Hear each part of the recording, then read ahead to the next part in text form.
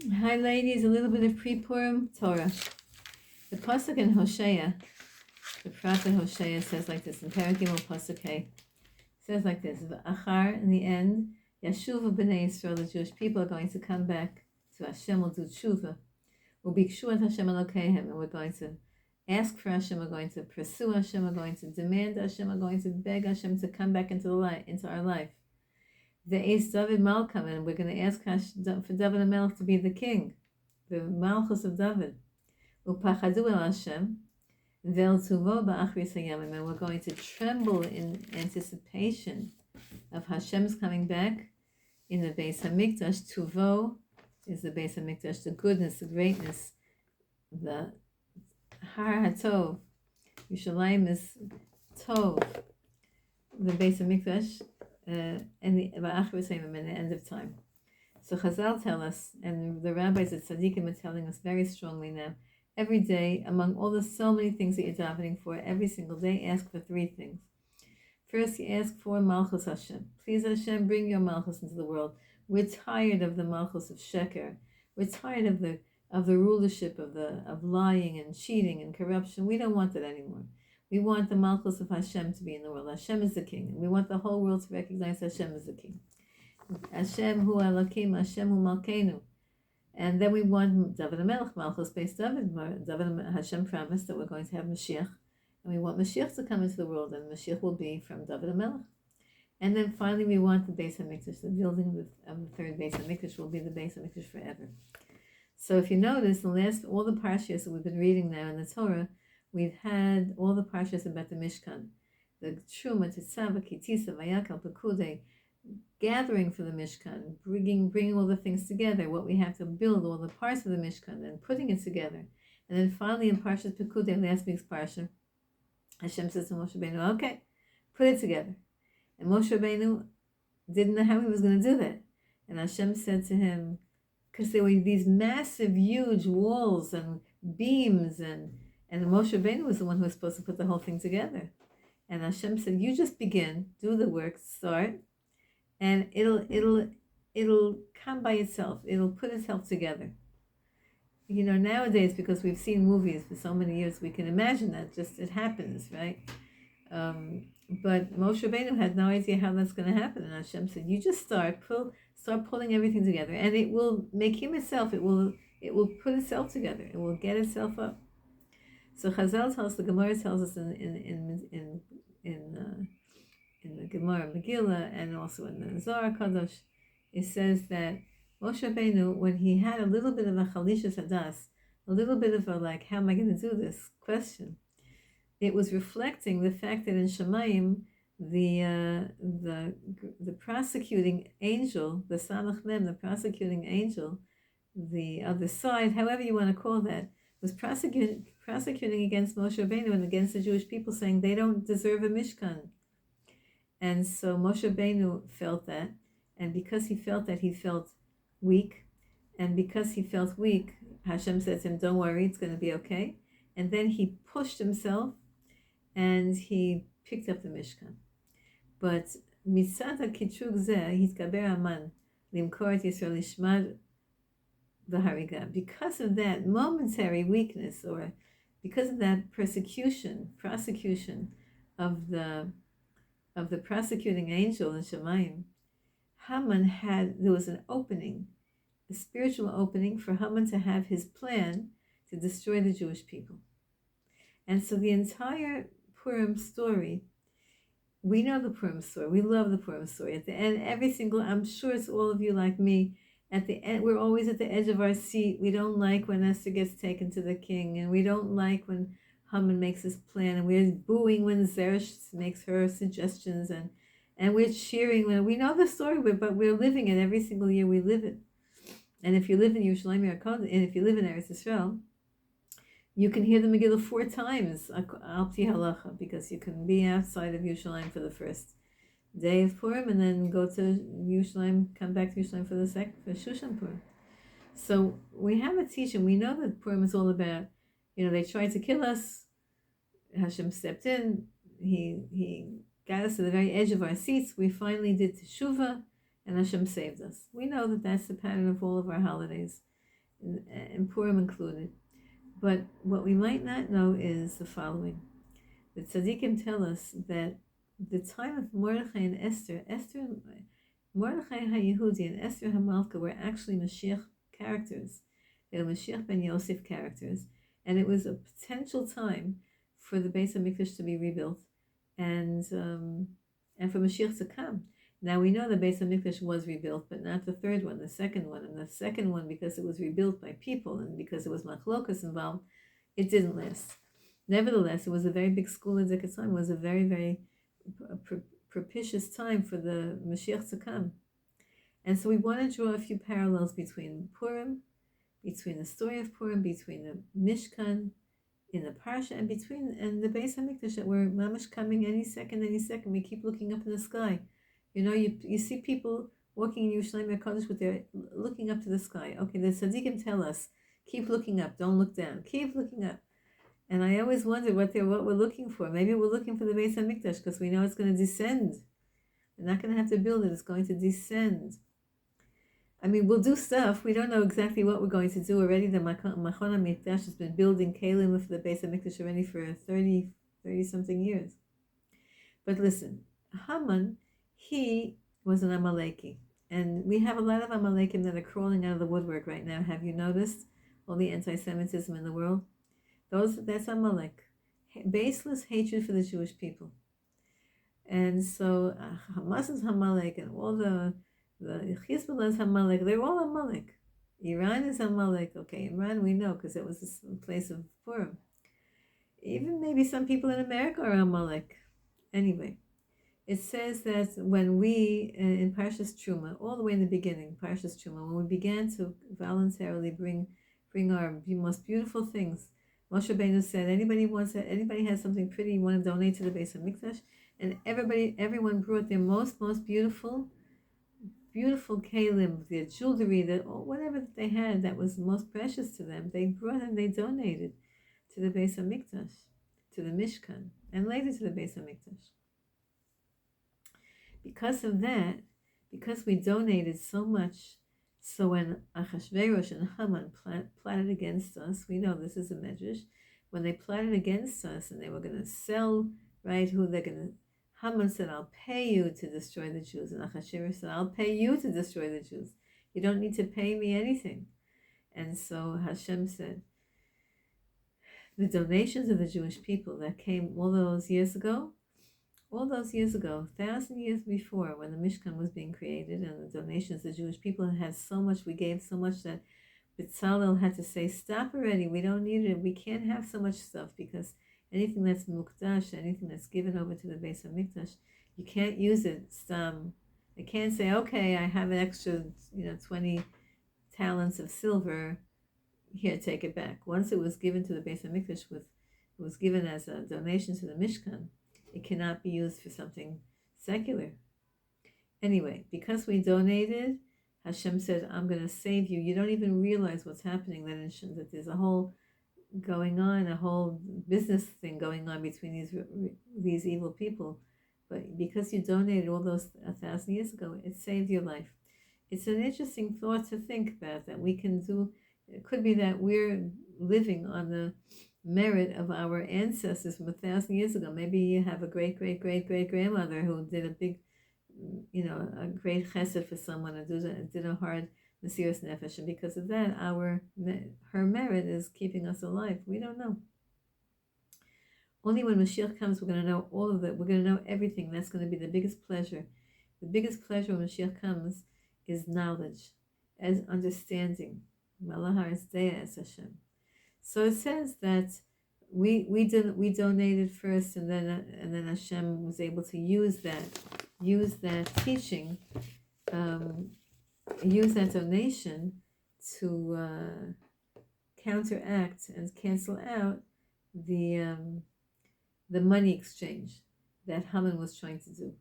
In fact, it says like this: Hashem says to Haman, I'm reading you, we're learning today from the Yenuka, his teaching from last week's Shabbos, his weekly teaching.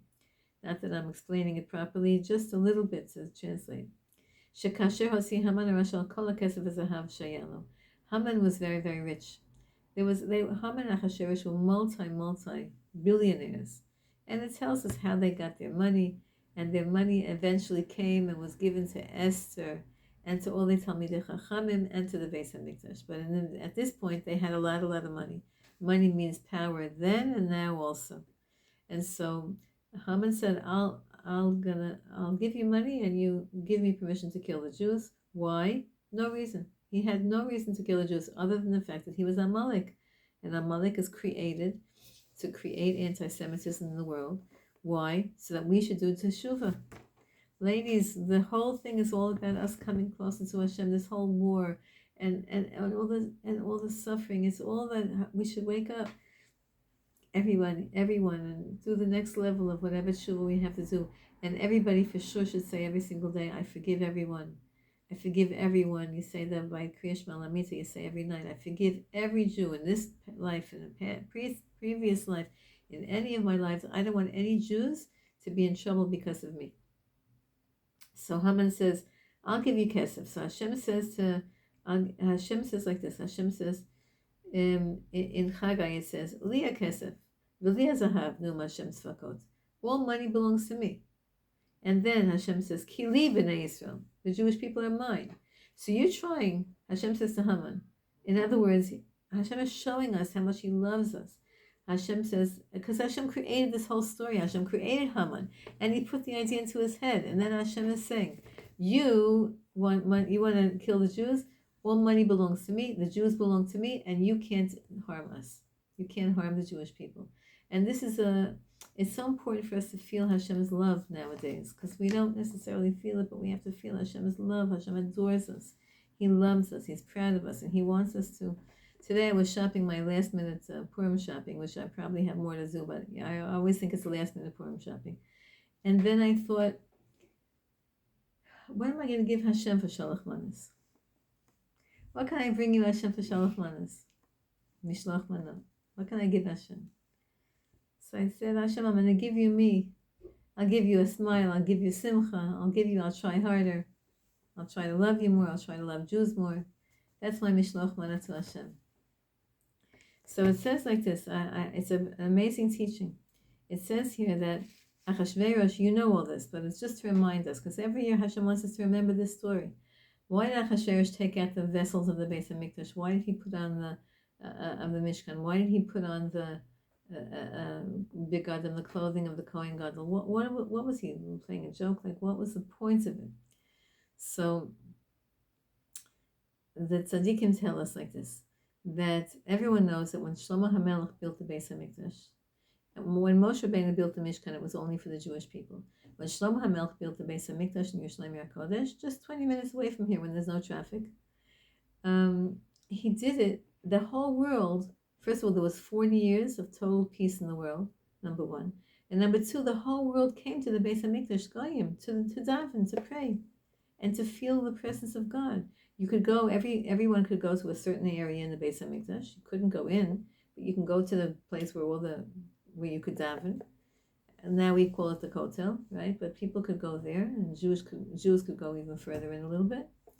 And so it was the focal point of the planet. And Achashverosh miscalculated, like everybody miscalculated, and said, 70 years are up. God isn't coming to redeem them. Must be that the whole thing is finished. The whole story of God and the Jewish people and the power of the Jewish people and the power of God. So Achashverosh decided that he's going to become the king of the world, just like Paro. It's not a new thing now. The whole world was always full of people who were trying to become king of the world and take over the world. We have it nowadays. We had it then. Achashverosh said, I'm going to become king of the world, because God is clearly not in the picture, chas v'shalom, and so he's going to take over. So everything he did now was to make himself the Mishkan, to make himself the Beis Hamikdash, to make himself the king of the world. And so everything in his party, he put on the clothing to say, I'm the king. He didn't just want to do it to flaunt the Jewish people and to torment us and to make fun of us and to say, you see, your God abandoned you. It wasn't just that.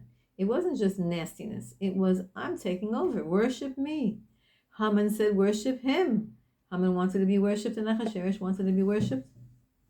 And so Achashverosh put on all of those clothes.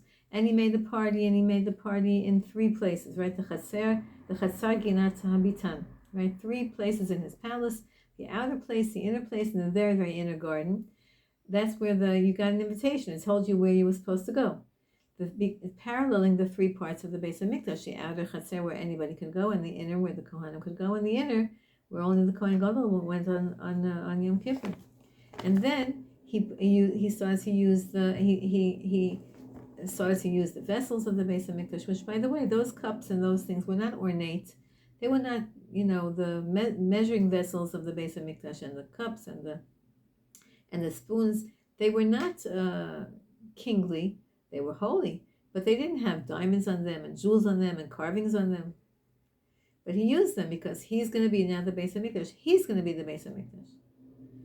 And he put together the beauty. It says in the Megillah that if you read the Megillah, you see it says Chur Karpas Chelas Butzvar Gaman V'Ton.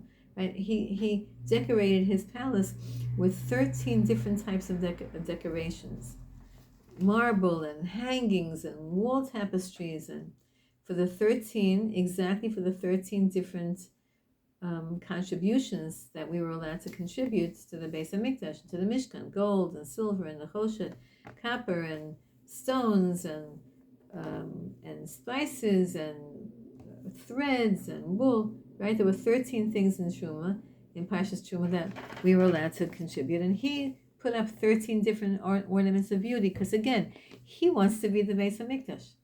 Now listen, what ended up happening was indeed his son built the Beis Hamikdash. So there was something in him that was resonating with this, just like Potiphar's wife, right? Potiphar's wife kept assaulting Yosef Atzadik because there was something in her that felt some kind of a connection. In truth, her adopted daughter Osnat was the one who married Yosef Atzadik. Anyway, but of course, Achashverosh is not the Beis Hamikdash, and Daryavesh is not the Beis Hamikdash, and the second Beis Hamikdash is not the Beis Hamikdash either. Hashem is showing us that there's constant processes that are happening in Shemayim. You know that in the Zohar it says that the Beis Hamikdash was never destroyed, and it's still there, just we don't see it.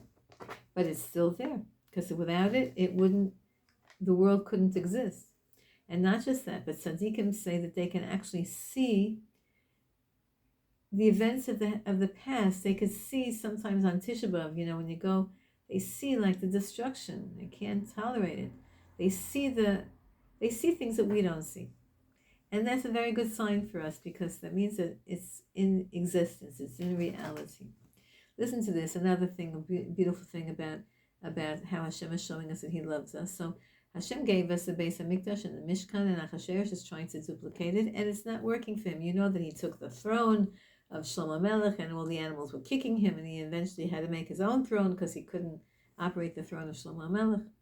In other words, Hashem is talking to us in this Megillas Esther. Megillas Esther means revealing the galot, to reveal the Esther, the Hester, that which is hidden.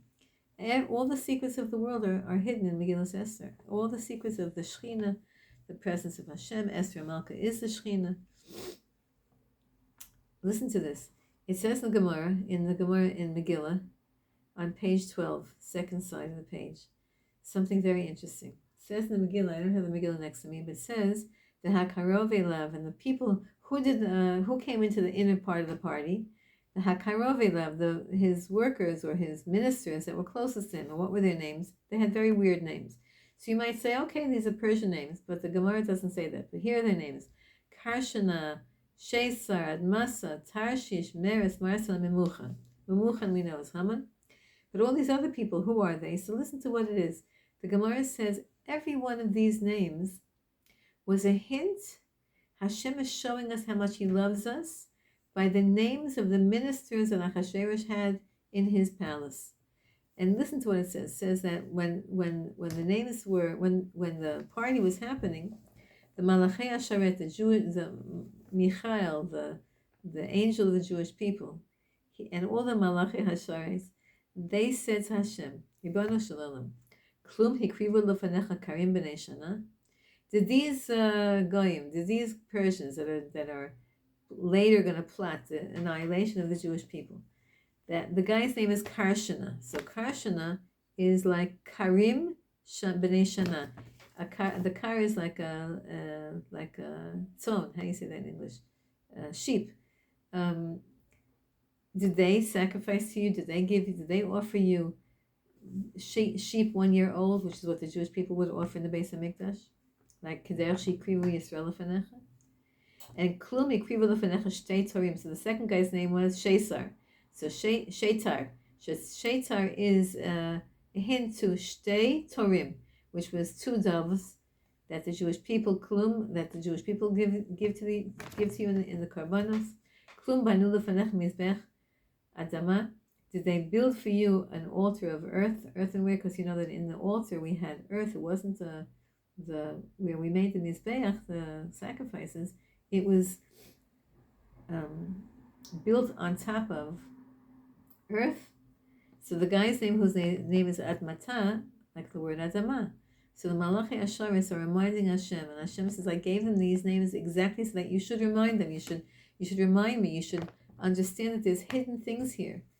Think about the Adama, the earth, the Beis Hamikdash, the Mizbeach of earth. Klum shimshu lefanecha b'vigdei kahuna shekatzuv bahem Tarshish. Right, so the guy's name, whose name was Tarshish, is one of the stones in the Choshen, one of the stones in the breastplate of the Kohen Gadol. Did they in holiness wear clothing that's tsanua, that's modest and holy and elevated? Like the guy's name Tarshish, it reminds us of Tarshish. Klum mirsu badam lefanecha keneged neres and marsana.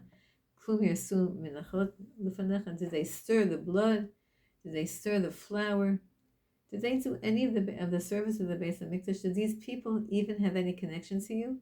It was a bring up the praises of the Jewish people. This is what Purim is. It's seeing the good in that which looks so scary. And of course, Memuchan is Haman. Did they make a shulchan lefanecha? Hechinu, the word Memuchan is lahachin, to prepare. Did they make a shulchan lefanecha? Did they do anything for you, Hashem? So listen, this is just the tip of so many different midrashim that tell us that Purim is really about the building of the third Beis Hamikdash. So ladies, I'm going to ask you, please, first of all, I don't know when you're going to hear this. Maybe you'll hear it after Tanis Esther. Maybe you'll hear it on Tanis Esther. Doesn't matter. Purim is now by me in Yerushalayim HaKodesh is Wednesday night. It's already the 11th day of Adar Beis. And the Gemara says that from the 11th day, Purim really begins on the 11th day. You could makdim, you could make early Purim on the 11th. As we see this year, we're making Tanis Esther on the 11th day of Adar. So tomorrow is Tanis Esther. We have so many Esther Hamalkas. I can't even think about it. It's too hard. We have so many hostages. Esther Hamalka herself was a hostage. Wasn't she a hostage? She was kidnapped. Okay, she was in a palace. But you think she wasn't? She was a hostage. She was kidnapped. She was forced against her will. Okay, they didn't starve her, but she was taken against her will. Achashverosh took her against her will all the time. We know what's going on, and we don't even want to think about it. We have a lot of hostages that are being held against their will. So tomorrow is the fast of Esther, and it's the fast of all the hostages. I saw a clip today that really, really shook me up. I'm sure it's going around. They took family members. I think they were family members of different chatzufim, different hostages, and the message was, tomorrow these are people who never fasted on Tanis Esther. They didn't seem that's what they said. They were not accustomed to fasting on Tanis Esther. Maybe Yom Kippur, maybe Tisha B'Av, but they said tomorrow they're fasting, and they're not calling it Tanis Esther only. They're calling it Tanis Esther, Vitanis Irit, Vitanis, all the different names of all the different chatzufot and the chatzufim, the different hostages of those who were taken against their will. And these people said they're fasting tomorrow, and everyone is fasting, not just for Esther and what she went through, but because of what the current day Esther Hamalkas are going through. We have Esther Malka was a hostage. She was kidnapped against her will, and she was tortured against her will, and she was violated against her will, and eventually she was saved. And we're praying that whatever discomfort we have in the fast tomorrow we're giving the merit to all the soldiers and all the hospitals, people who are in the hospitals, and all the volunteers, and all the hostages, and their families, and the families of all the people involved. We're giving our fast. If you weren't planning on fasting tomorrow, if you can, tomorrow is a very lenient fast because it's early, it's pushed early, because really it's supposed to be on Shabbos. But whatever you can do now, we're doing whatever mishloach manos you're giving. Everything is with intention to make achdus, to make unity in the Jewish people. To after give the people who you don't like the shalach manos. Not that if I give you shalach manos, don't think I don't like you, but make sure that the people that are maybe difficult in your life, you bend over backwards to make that phone call. Make the phone call. Say Happy Purim. Make the gesture. And Bezrat Hashem, everything's going to turn upside down, inside out, right side up. We don't know how it's going to be, but we know that we're surviving. We've gone through so much. We're going to go. We'll be fine. Bezrat Hashem will be fine. And let this Purim be the biggest celebration. Purim, Pesach, Shavuos. We have a lot of holidays now coming up, and we want to celebrate them with simcha. We want to be b'simcha. Don't negate the simcha on Purim. Purim is, a Jew has a capacity to at the same time laugh and the same time cry. We've been doing that for thousands of years. This Purim will do the same thing. We'll laugh and we'll cry. And Bezrat Hashem will dance in the Beis HaMikdash. We'll see the real Beis HaMikdash. All of the hidden treasures that are here in Eretz Yisrael will be revealed, whether they're people, whether they're places, whether they're things, whether they're mitzvah, they'll all be revealed. And Bezrat Hashem will celebrate. Hang in there, strengthen your emunah. One more teaching. This is coming from Rabbi Nachman and Rav Shlomo Yehuda Be'eri. He should live long. Rabbi Nachman says like this. Rabbi Nachman says that everything in this world has a spiritual component to it. So did you ever we should never have to do this, but did you ever take a loan from the bank? Oh yeah, you took a mortgage, right? So you took a loan. So what does that mean? Why would the bank give you a loan? Because they know that you have money coming in and you'll pay them back. So we're allowed to take a loan from Hashem. We're allowed to say, Hashem, I know that in the future things are going to be good. So I'm going to take a loan from you right now. I'm going to be happy, even though right now things might not be happy, but I'm going to be happy based on what's going to be in the future. So Rav Be'eri says that Mordechai and Esther, Mordechai and Yehuda, Esther and Malka were able to see that there was going to be a Yeshua. They knew there was going to be a salvation. And they were able to stay besimcha and calm and tranquil even before the salvation happened, because they knew it was going to be. So they borrowed on the upcoming salvation. So let's borrow on the upcoming. Mashiach is coming any second. Let's borrow on that.